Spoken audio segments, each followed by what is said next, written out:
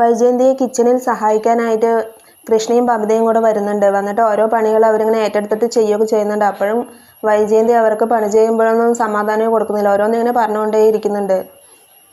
ബബിത പറയുന്നുണ്ട്, അലീന ചേച്ചി ഉണ്ടായിരുന്നെങ്കിൽ ഓരോരുത്തർക്കും ഓരോരോ പണി വെച്ചിട്ടായിരിക്കും കൊടുക്കുക. അപ്പോൾ ഇങ്ങനെ ഞങ്ങളെ റൊട്ടേറ്റ് ചെയ്ത് ചെയ്യും. അതൊക്കെ ഇങ്ങനെ ചെയ്യുമ്പോൾ എന്തൊരു എൻജോയ്മെൻ്റ് ആയിരുന്നു എന്നൊക്കെ പറഞ്ഞിട്ട് പറയുന്നുണ്ട്.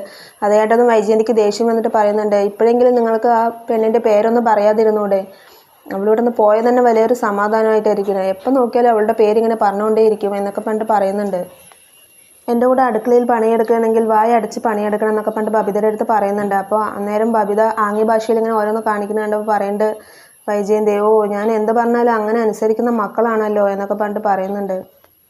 ഇത് കഴിഞ്ഞിട്ട് ഒരാൾ പോയി മുറ്റമടിക്കും എന്നൊക്കെ പറയുന്നുണ്ട്. അപ്പോൾ കൃഷ്ണ പറയുന്നുണ്ട്, രോഹിയേട്ടൻ മുറ്റമടിക്കും. രോഹിയേട്ടൻ മുറ്റമടിക്കുന്നത് അമ്മ കണ്ടിട്ടില്ലല്ലോ, സൂപ്പറായിട്ട് അടിക്കും, നല്ല നീറ്റായിരിക്കും എന്നൊക്കെ പറഞ്ഞിട്ട് പറയുന്നുണ്ട്. അപ്പോഴേക്കും രോഹിത് വരുന്നുണ്ട്.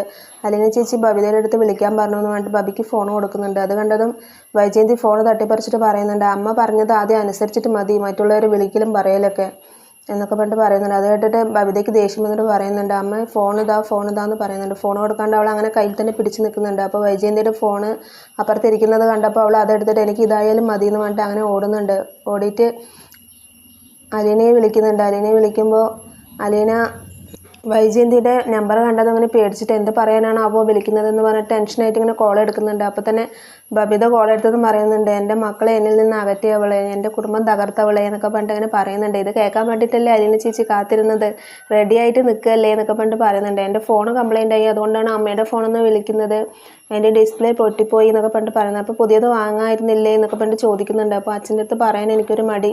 അച്ഛൻ്റെ അടുത്ത് എന്തിനാണ് പറയുന്നത്, എൻ്റെ അടുത്ത് പറഞ്ഞാൽ മതിയല്ലോ, ഞാൻ എനിക്കൊന്ന് മേടിച്ച് തരില്ലേ? കുളത്തൂർപ്പുഴയിൽ നിന്നാണെങ്കിൽ ഞാൻ ഓൺലൈൻ പേയ്മെൻറ്റ് ചെയ്യാം, നീ ഷോപ്പിൽ പോയിട്ട് ഒന്ന് സെലക്ട് ചെയ്തിട്ട് എന്നെ വിളിച്ചാൽ മതി എന്നൊക്കെ പറഞ്ഞിട്ട് പറയുന്നുണ്ട്. അമലിൻ്റെ കാര്യം പറയുന്നുണ്ട്, അവൻ ഒരു പെണ്ണുമായിട്ട് ചുറ്റിക്കറങ്ങുന്നുണ്ട്, ആരാണെന്ന് അറിയില്ല, എനിക്ക് വല്ലാത്തൊരു ടെൻഷൻ, ഒരു സമാധാനം ഇല്ല എന്നൊക്കെ പറഞ്ഞിട്ട് പറയുന്നുണ്ട്. അപ്പോൾ നീ വിഷമിക്കേണ്ട, അതുമല്ല കസിനോ അങ്ങനെ ആരെങ്കിലുമൊക്കെ ആയിരിക്കും, ചിലപ്പോൾ അനിയത്തിയായിരിക്കും, അതുകൊണ്ട് നീ അതാലോചിച്ച് ടെൻഷൻ ആവേണ്ട, അതിൽ നമുക്കൊരു തീരുമാനം എടുക്കാം എന്നൊക്കെ പറഞ്ഞിട്ട് അവളെ പറഞ്ഞ് സമാധാനിപ്പിക്കുകയൊക്കെ ചെയ്യുന്നുണ്ട്. അത് കഴിഞ്ഞിട്ട് അലീന ബാലചന്ദ്രനെ വിളിച്ചിട്ട് പറയുന്നുണ്ട്, അച്ഛൻ മരുന്ന് കഴിക്കണം, ഒരുപാട് ടെൻഷൻ ആവരുത്, മേഡത്തോട് ദേഷ്യപ്പെടരുത്, അച്ഛനും ടോക്സിക് ആയി പോകും എന്നൊക്കെ പറഞ്ഞിട്ട് ഉപദേശിക്കുകയൊക്കെ ചെയ്യുന്നുണ്ട്. എനിക്ക് ഇങ്ങോട്ട് വരേണ്ടിയിരുന്നില്ല, എനിക്ക് അവിടെ അച്ഛൻ്റെ ഒരു വേലക്കാരിയായിട്ട് തന്നെ അവിടെ നിന്നാൽ മതിയായിരുന്നു, ഇവിടുത്തെ രാജകുമാരിയായി നിൽക്കുന്നതിനേക്കാൾ നല്ലത് അച്ഛൻ്റെ വീട്ടിൽ വേലക്കാരിയായി നിൽക്കുന്നതിലാണ് എനിക്ക് സന്തോഷം എന്നൊക്കെ പറഞ്ഞിട്ട് പറയുന്നുണ്ട്. ഞാൻ എപ്പോഴാണ് ഇവിടുന്ന് പുറത്ത് പോകുകയെന്ന് അറിയില്ല, ചിലപ്പോൾ ഇവിടുന്ന് ഓടി വരേണ്ടി വരുമെന്ന് എനിക്കറിയില്ല എന്നൊക്കെ പറഞ്ഞിട്ട് ഓരോ കാര്യങ്ങൾ സംസാരിക്കുന്നുണ്ട്. അപ്പോൾ ഇതെല്ലാം കേട്ടിട്ട് സ്റ്റാൻലി അപ്പുറത്ത് മാറി നിൽക്കുന്നുണ്ടാവും. സ്റ്റാൻലിക്ക് ഇതൊക്കെ കേട്ടപ്പോൾ ഒരുപാട് വിഷമമാവുന്നുണ്ട്. അങ്ങനെ കോള് കട്ട് ചെയ്തതും അവൻ വന്നിട്ട് പറയുന്നുണ്ട്, ബാലചന്ദ്ര മേനോനായിരുന്നോ ഫോണിലെന്ന് ചോദിക്കുന്നുണ്ട്. അതേ അച്ഛനാണ്, നിങ്ങൾ തമ്മിൽ ഭയങ്കര സ്നേഹമാണ് അല്ലേ എന്നുകൊണ്ട് ചോദിക്കുന്നുണ്ട്. അതെ, എനിക്ക് ആ അച്ഛൻ തന്നെ മതിയായിരുന്നു എന്ന് എനിക്ക് പലപ്പോഴും തോന്നിയിട്ടുണ്ട്. സ്വന്തം ഭാര്യയ്ക്ക് മറ്റൊരു പുരുഷനുണ്ടായ കുട്ടിയെ എങ്ങനെയാണ് ഇത്രയധികം സ്നേഹിക്കാൻ കഴിയുന്നതെന്ന് ഞാൻ പലപ്പോഴും അത്ഭുതപ്പെട്ടു പോയിട്ടുണ്ട്. വേറൊരാൾക്കും അങ്ങനെ ചെയ്യാൻ കഴിയില്ല, മനുഷ്യനായതുകൊണ്ടാണ് എൻ്റെ മകളെ എന്നെ ഏൽപ്പിച്ചതെന്ന് പറഞ്ഞിട്ട് സ്റ്റാൻലി പറയുന്നുണ്ട്.